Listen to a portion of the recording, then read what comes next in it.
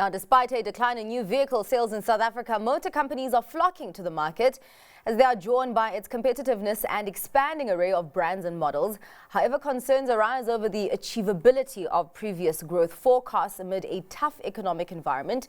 And joining us now to unpack the motor sector trends is Editor-at-Large for Financial Mail, David Furlonger. Thank you so much for your time and for joining us in studio, David. The SA market, very competitive. What makes it such fertile ground for this kind of competitive landscape?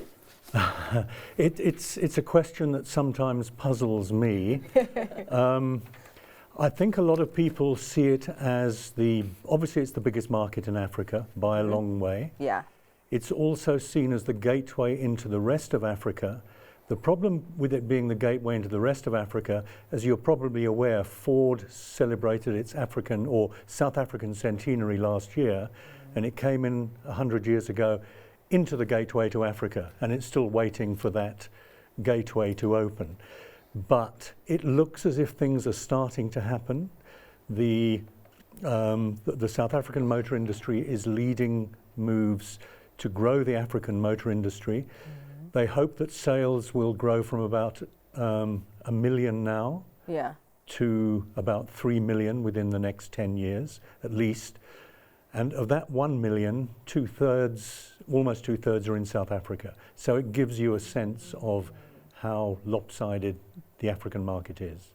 I must also ask you if this is, passenger vehicles, is it commercial vehicles, is it all vehicles that these brands are bullish on when it comes to South Africa? It's mostly passenger vehicles. I mean, if you look at the statistics, they're quite astonishing. We have an overall annual market of about 550,000. We have a car market, again, give or take 350,000. If you look at the number of brands and variants in the market, we are the most competitive market in the world. There are 43 car brands selling here. There are, if you include all the variants and the models, there are over 2,700 car models and variants to choose from. Then we've got 15 truck and bus manufacturers, then we've got the buckies. So in total you're looking close to probably 4,000. And just a frightening statistic, if you look at those 2,713 car variants and you put them into that plus minus 350,000 market, that works out at 161 per car.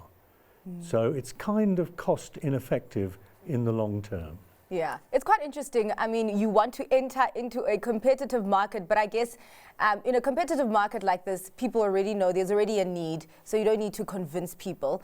But I'm just wondering though, how are they fighting? Are they fighting via price point? Are they fighting via lifestyle needs? What exactly is it that they're going for here? If you look at most of the new entrants, there's a lot of Chinese companies coming in now. And they are coming in on the price point. Not necessarily cheaper, although some are, but by offering more bells and whistles at the same price as the established companies. Now, there is an argument that some of the Asian manufacturers are incentivized in their home markets by their own governments. And so whether there is an element of dumping here is open to discussion. That's not unique to South Africa, I might add. That's an industry norm, unfortunately, around the world. But yeah, they're coming in, but you're also seeing some of the premium brands coming in too. I mean, if you think, and we've discussed this before, that we've got Stellantis planning to manufacture here from 2 years from now with Fiat and Peugeot and Citroën and Alfa. So it's across the board. There's just a lot of interest in South Africa and broader Africa. David, I must ask you here, is it possible to reach a point of saturation, or is it a case of the more the merrier? For consumers, the more the merrier. I wonder whether we've not reached that point of saturation. One of the issues we have, and it's a mental problem, is that some years ago, the then managing director of BMW South Africa, a chap called Ian Robertson, when the market was booming, and this was in the 90s, he said by 2010 we'll have a local market of 1 million and then we'll keep growing from there. we're barely halfway there. Admittedly, COVID has pushed us back, but we've never been more than 2/3 of the way there. But there was always this view that a million was the one to aim for. And of course, with democracy and everything else happening, you're going to get a growing middle class, and it's just going to get bigger and bigger and bigger. There is a view now that our middle class is about as big as it's ever going to get. Sure. That is a pessimistic view, but it's a growing view, that our middle class is as big as it's going to get. So is that market naturally going to keep growing? There is a view now that the maximum you're going to get in the short to medium term is 650 to 700,000, which also impacts on policy, which is assuming long-term a million. Yeah. You're talking about all these foreign brands coming into the South African market. I mean, just last week we were talking also about the investment that VW is making of 4 billion rand. Of course, they did admit that it was a hard sell to head office to get that money.